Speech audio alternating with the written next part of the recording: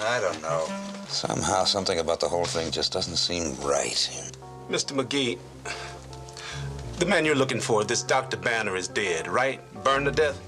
As we ended season 2, we were rolling along very well in the ratings, and we knew pretty well that we were going to get a pickup for season 3, which we did. So we went into season 3 with a sense of what could we do that was going to build off of everything that we'd done already, but at the same time might move us into some different ground. You start doing things in the 3rd season like bringing in people from the past or trying to put David Banner into situations that were verboten in the first 2 seasons. You try to find new ways to peel the onion that was David Banner's life. There was always, because he was a mystery man, there was always something new to discover about him. So you try to plumb those kinds of ideas and see if you can keep the show relevant and vibrant. There were basically 2 kinds of Hulk episodes. One was the episode where Bix was on the way to try to find somebody who might cure him and got involved with people that he met on the road. I had made Dr. David Banner a doctor to begin with so that as a physician he would have entree into various people's lives. The other type of Hulk episode was where he was at a particular place where he was involved with someone who was trying to heal him in one way or another, where he investigated various possible cures for the condition that he had. What about the X-ray? We have to wait a few seconds till the serum starts working. We never thought of it as a comic book. The word was never mentioned. We were constrained by having him turn green twice an episode, but that was it. The show was about a man with a condition that was out of his control. We used the word duality a lot. The duality of a brilliant doctor scientist who has the worst kind of a monkey on his back. It's not drug addiction. It's not alcoholism. It was all about David's inner demon. We were the only show on the air at that time that was basically an anthology. Most shows in that period were franchise shows. They were cop shows, they were medical shows, they were lawyer shows. But we had the ability to take an everyman, a human being, and put him in any situation. Even if it was something as simple as putting out a fire, the people he met had these issues, had these problems. And that gave us such freedom as writers to really explore every aspect of not only human society, but the human psyche. So those kinds of things kept it interesting. I think it kept the show a surprise. Even if you didn't like it, it still allowed you not to know what to expect the next time you saw it. It's interesting because the whole raison d'etre for the series was trying to end the series. You know, that here was a man who was seeking to find a way to end the curse. You made it, David. Not quite. There was a funny thing that happened during season 3, and that was that this British fellow came over from England, where apparently he couldn't get much work, and convinced Universal to hire him to oversee production. He said he could save them millions and millions of dollars.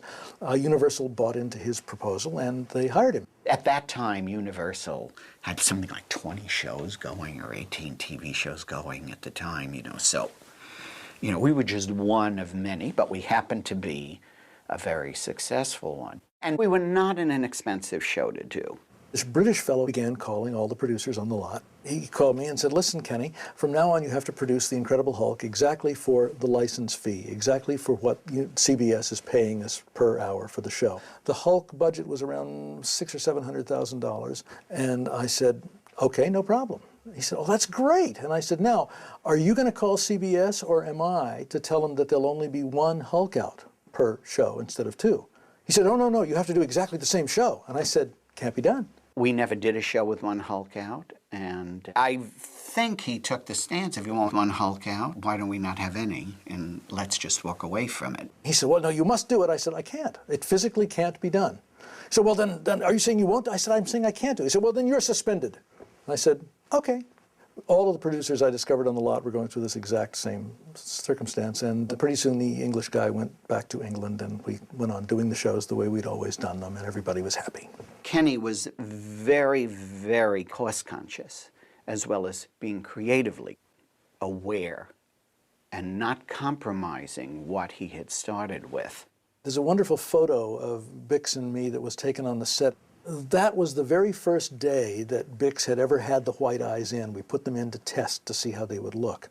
And I saw him walking down the hall toward me with those white eyes in.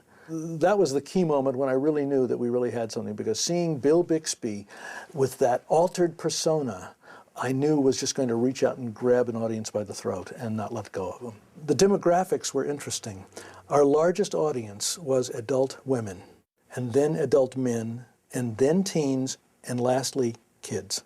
And it wasn't because I set out to pander to a female audience. It was just, that's the way we wrote the show. I have to be honest, for my very first job, I was way too excited to think about things like demographics. I really was. I was writing for me. I was writing what I wanted to see. If I were going to, watch this show, what stories did I want to see? That's what drove me. Sure, the young kids sometimes would tune in to see the big green guy crash through the wall, but what happened was very quickly the adults in the household saw, wait a minute, there's something else going on here. This is a real drama. This is a little morality play. This is a character that I want to know more about and be involved with. We were also not in a great time period. Friday nights and Saturday nights are notoriously the dumping ground for television shows. It's very hard to get an audience because so many people go out on Friday and Saturday night. But we managed to find the audience and to hang on to them in that time period. That was also in the days of the 8 o'clock hour being the family hour. In spite of the fact that the creature never hit anybody, it was still the violent show because, Louis was picking people up and throwing them or pulling the rug out or slinging them aside or something. And so there was a lot of property damage going on. So I specifically said, we got to be a 9 o'clock show. I don't want to try to have to fight the rules of the 8 o'clock family hour. I mean, nowadays at 8 o'clock you can put on eviscerations and nobody cares, But in spite of that, we did very well at 9, and it was a good time period.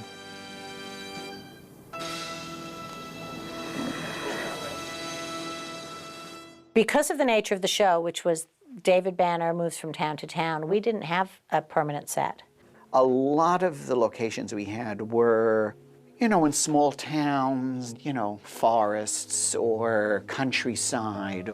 A lot of stuff at Vasquez Rocks, which is out in, I think, Santa Clarita, where it would look like scrub desert. We'd go to downtown LA, we'd shoot in alleys, we'd shoot in the back lot as well. We would constantly walk around the back lot at Universal trying to find sets that we could steal. Trying to find sets that somebody had just used for a movie or another show where we could write a scene to fit into those sets. And my producer friend Jim Perriott and later Nick Correa and production designer Chuck Davis and I spent many, many hours scouring the stages in the back lot at Universal, just finding places we could write scenes into so that we wouldn't have to build them because we didn't have a whole lot of money. What was the most fun was we used to have the trams go by. They would wave and Lou would wave back. That was always fun for them to see the Hulk. That was a kick. We stopped using the back lot because of the trams. The tour was getting very, very popular. Lou Wasserman would not stop the tourist tram. We would say it's costing us time, it's costing us money. He said, I don't care. I'll shut the whole place down and just make it a tourist lot, which is practically what he's done. I mean, the back lot at Universal is now one big amusement park. Guest stars were not that important as much as, if we could get a big name, fine, but it was like, who would be best for the role? And the person playing opposite Bill, whoever it might be, male or female, he was very into who was going to play opposite him. Jack Colvin had been a contract player at Universal, working under contract on a lot of the Universal shows, and when he was suggested to me, I said, that sounds like a great idea, let's do that. I don't think I even read anybody for it. He was an interesting guy. He was the ultimate professional. He would show up, he knew his lines, he knew what was expected of him, he didn't ask much. I took him for granted because I always knew he would know his lines, he would be there for wardrobe fittings, he would never be late. He was the consummate professional. I think he recognized that he had a really good job. I mean, he was the only regular on the show. Bixby was the lead and Lou is the Hulk and Jack, and he was delighted. We loved writing for him. He was a real actor. He loved that part. He really gave it life.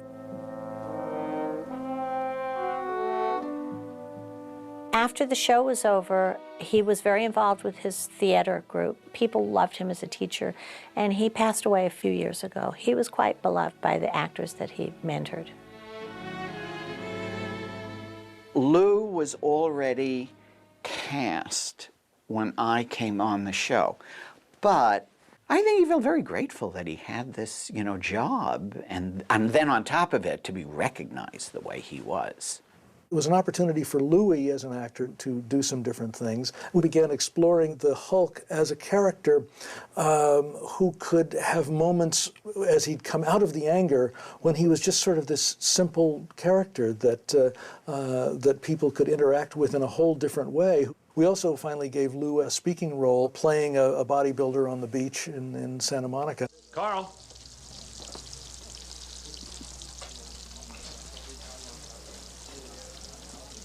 You did get here?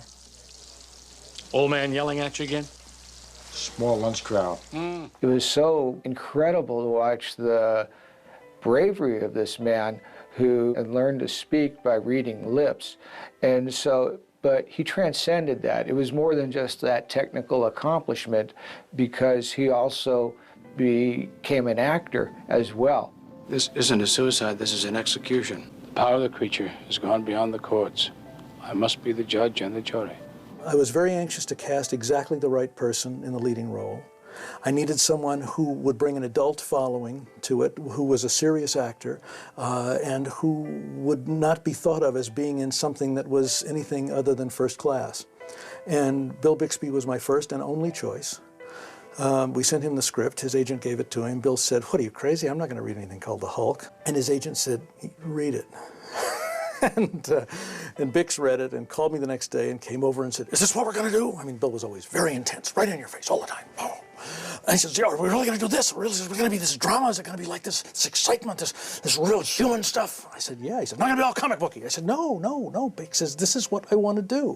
And he said, "Will you stay with it for as long as I stay with it?" And I agreed to be part of the show as long as he was part of the show. And indeed, we were pals from then on. Bill Bixby is the only actor I can think of who could have pulled it off. And I think a lot of it, besides his talent, was his credibility with the audience. They knew that he wasn't going to take them somewhere that would make them foolish. I know an actor in a series knows his character better than a visiting director. But at the same time, the director has his vision. And Bill was always very receptive to that, So the directors did not have the problem that sometimes they have on a show where the actor will say, "It's my show." It wasn't that way with Bill Bixby. And I remember our very first meeting with him. We went into his motorhome to get his notes on a script that we'd written. And so we sat down and he said, on Courtship, I used to send writers crying from the room. And we went, "Oh no, we're in for it." But he loved us. I really think he was very fond of both Jill and I. And there were times we wanted to kill each other, but it was a valiant fight. You couldn't BS the man. The show's running long, we can cut this scene. You're not cutting that scene. That scene tells the audience this about me, and it's going to stay. He wouldn't say it's not good. He never insulted us that way. But he would say, "This could be better. This doesn't make sense. This doesn't track for my character. What am I feeling here? What am I supposed to, what can you give me on the page that I can translate onto the screen?"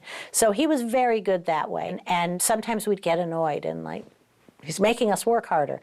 But he was right, ultimately. He kept that point of view. I wanted to hit him over the head at the moment, but he made a writer out of me.